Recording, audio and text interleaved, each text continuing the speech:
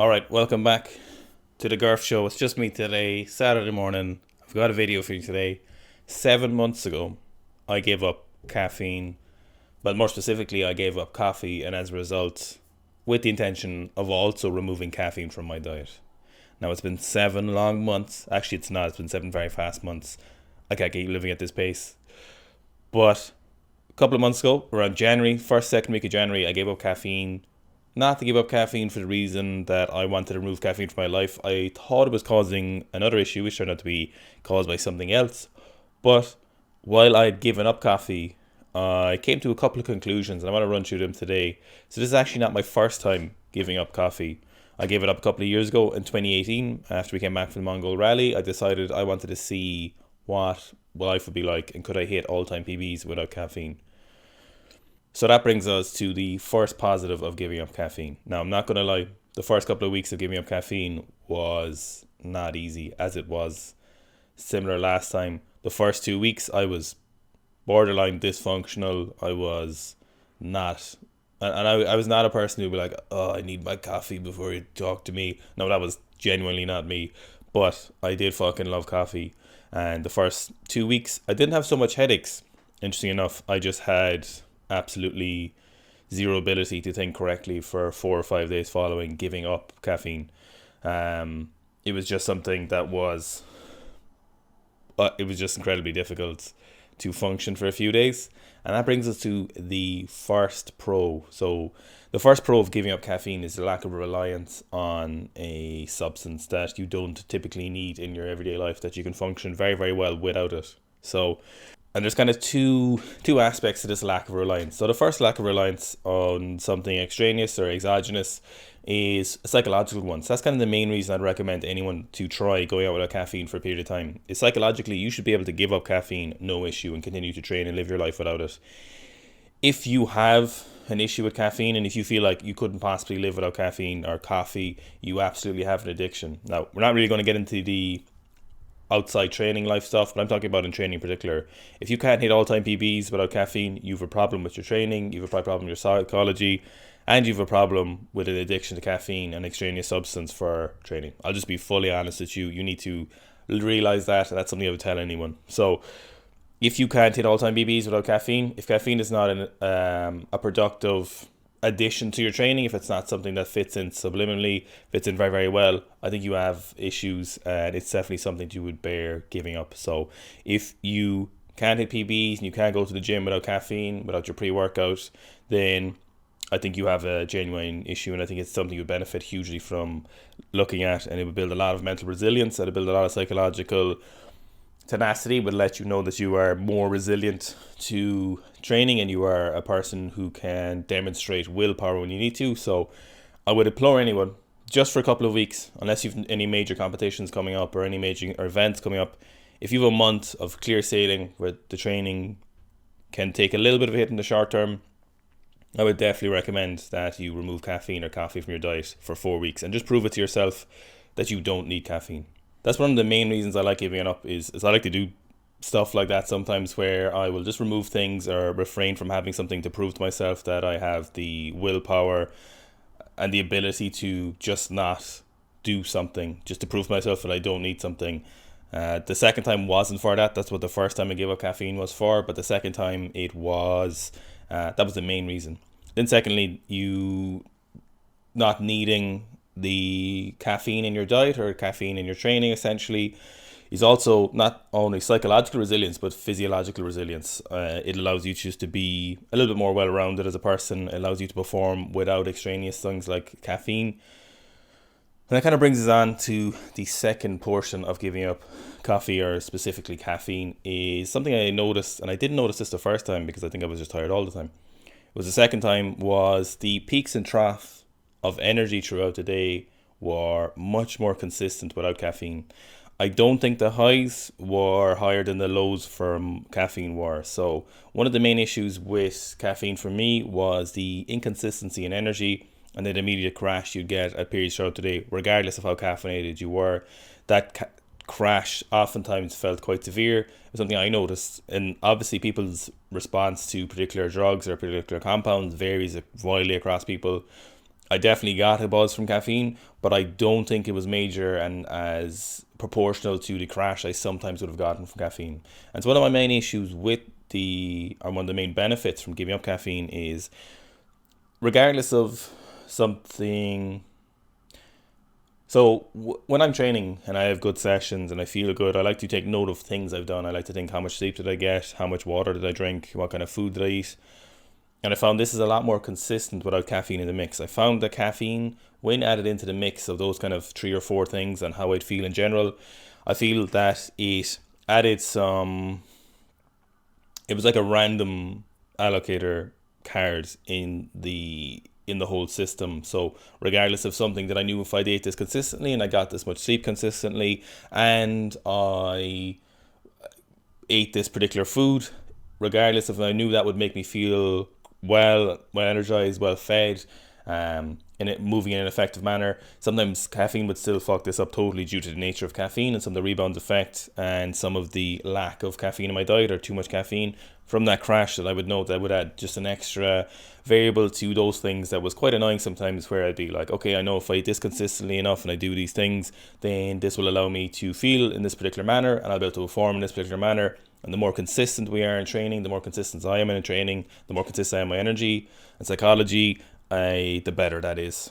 Now, in particular on the energy, what I found is that in terms of energy during training, it is very, very productive.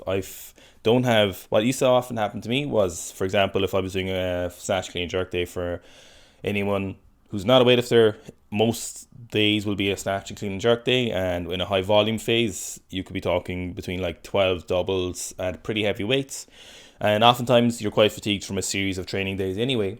And so by the time you would have gotten to, or I would have gotten to, the clean and jerks, oftentimes I would have no energy. And now this would have been a either psychological feeling of no energy as a crash from caffeine, the caffeine would have probably left my system in terms of its peak effect by the time I got to my clean and jerks due to the timing of it. So oftentimes psychologically and physically I would feel quite low on energy by the time I got to my clean and jerks, and this is obviously very, very unproductive for 50% of the sport that I would practice. So it was negative towards the latter parts of my training. Now, oftentimes, of course, I just kept training and it wasn't really an issue, but that feeling was something I thoroughly did not enjoy in terms of that kind of crash by the time you get to your latter exercises.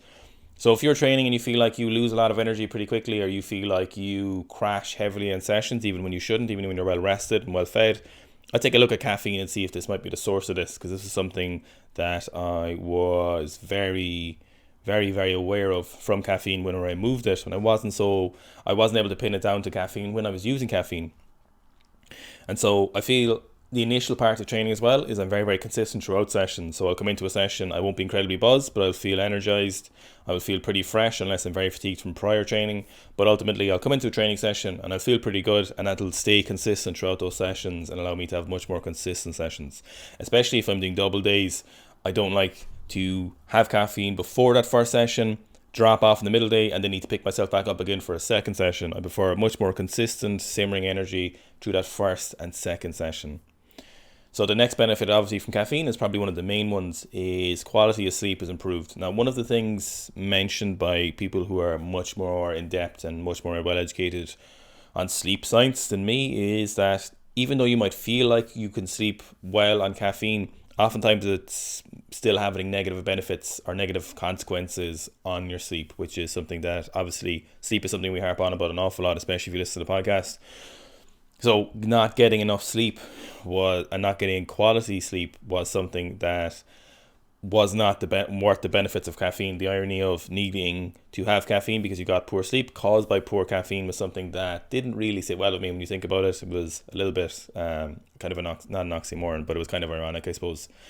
So better quality sleep is something I'm always looking for. So the fact that caffeine, for me, the recommendation was, or still is, about 12 hours before you go to sleep, you remove caffeine from your diet due to caffeine's quarter life. So if you have a coffee at sometime like 4 o'clock, essentially what it's like to do is waking up at 12 o'clock and having a quarter shot or having a shot of espresso, essentially, which obviously isn't something you would do. Now, a lot of people say I can sleep fine with caffeine or sleep fine with caffeine in my diet. I can have a cup of coffee at 8 o'clock after dinner and there is no issues. And a lot of people say this, but ultimately there's a good chance it's still having negative consequences to your sleep.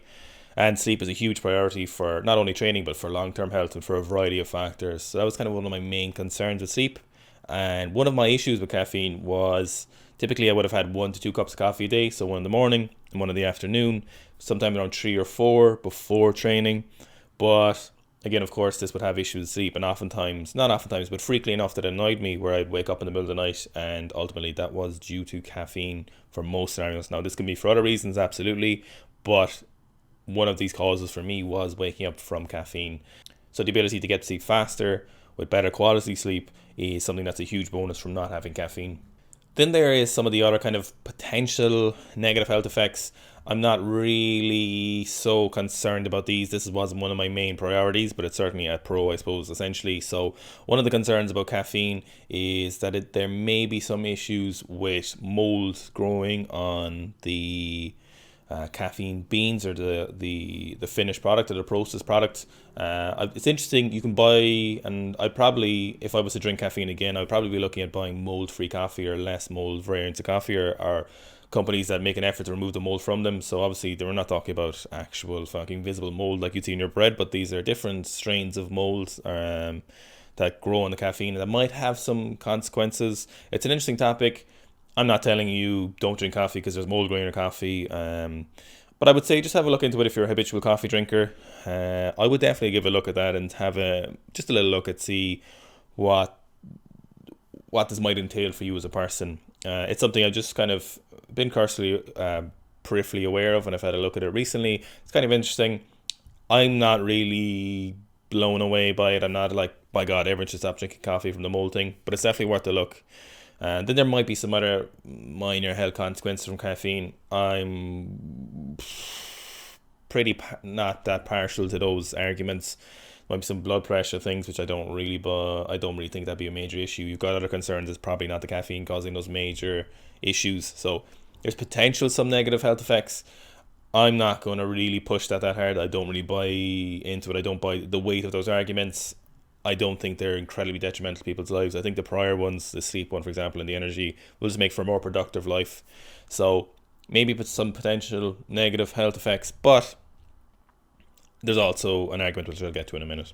So the cons of giving up caffeine. I fucking love coffee, and you would have thought that by now, after about 7 months, I would be less enthralled by coffee.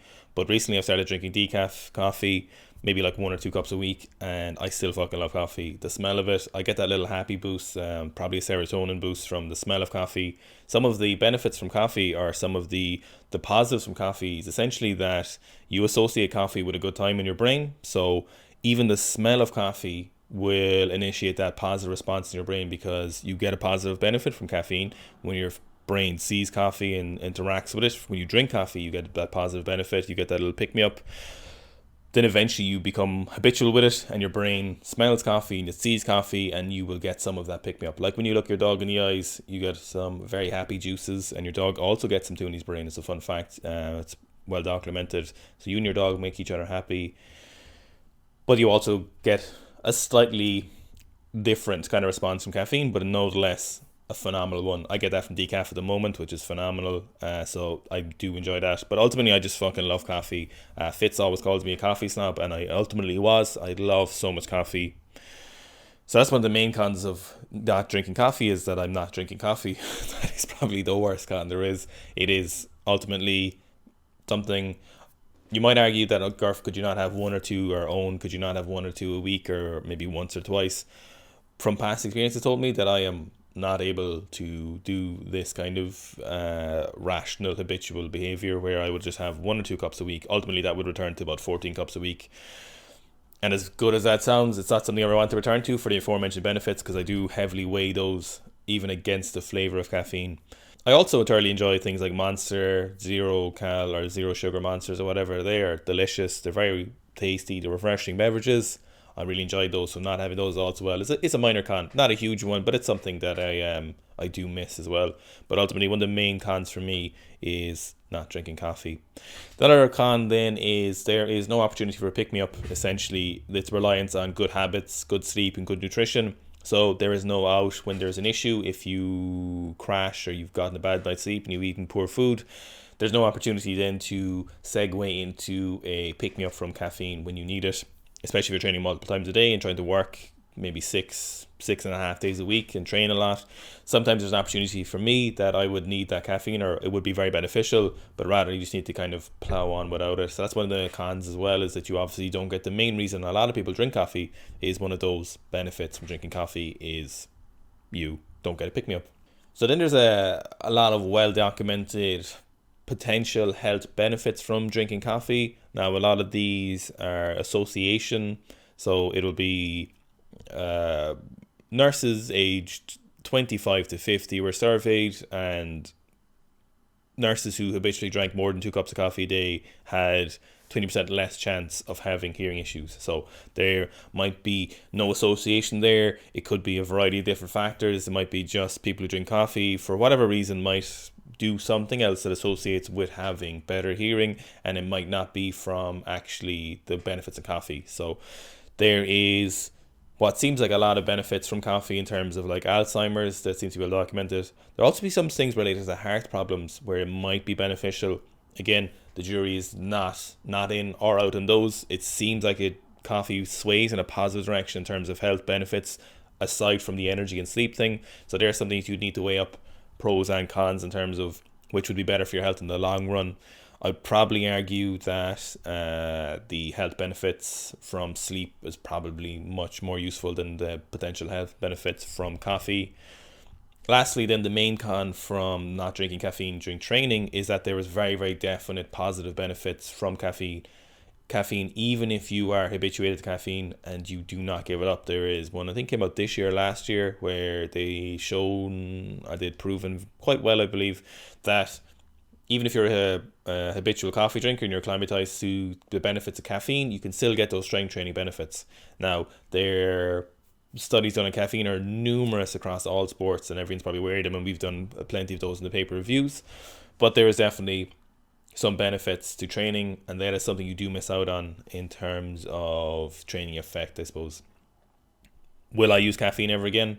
Potentially, if I am the next time I'm going for a very, very, very heavy squat, potentially I'd likely will use caffeine that day. I'll probably use something like 150 or 200 milligrams.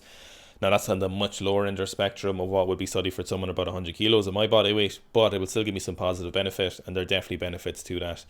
In terms of heavy snatch, clean jerk days, the energy and tenacity I can bring to training is very high regardless, intrinsically motivated. You probably have seen from my previous video, but there's still benefits from caffeine that I do think would be very, very useful. So I think on a whole, I would like to return to caffeine, but ultimately I think the negatives for me and the pros from that are much more positive for me than if I was to return to drinking caffeine, as much as I would love it. So I'm going to continue with decaf for a while. I drink a little bit of tea, but tea is essentially it's a mugs game. Listen, if you've listened this far and you enjoy a good pun, I hope you enjoyed that pun, because I didn't even know I was going to say that. So I hope you enjoyed this video. Let me know what you think about caffeine. A lot of people find it difficult to remove caffeine, or the thought of giving up coffee would be difficult. But my main one for you would be, give it a month of training without coffee. And if you can't train successfully, then you need to take a good fucking look at yourself. But if that month goes by and those couple of weeks go by and you've no issues and you notice no difference from training, once you've kind of gotten used to the negative withdrawals from caffeine from the first couple of days, if you can train normally and you've no issues, then I think you're very well worthwhile returning to caffeine and getting all the other benefits from it. So overall, coffee does have some positives. Personally for you, it might have some negatives that might, in terms of kind of from a sky high view, improve your life if you don't have it. But then on the minutiae, when you look at it, it might have some other benefits too when you zoom into it. So there's definitely some benefits. So let me know what you think. Ultimately, you're all grown-ass men and women, but take a look at caffeine and see what you think about it. You should always be thinking about things like this in training and seeing how does this positively, negatively affect me. I just want to reiterate, I do love coffee. I love the taste of coffee. Coffee is delicious, but the benefits seem to be outweighing that right now. Maybe someday I'll return to coffee, but knowing my addictive behavior, probably not. Thanks for watching, guys. Let it take you away and be hopeful.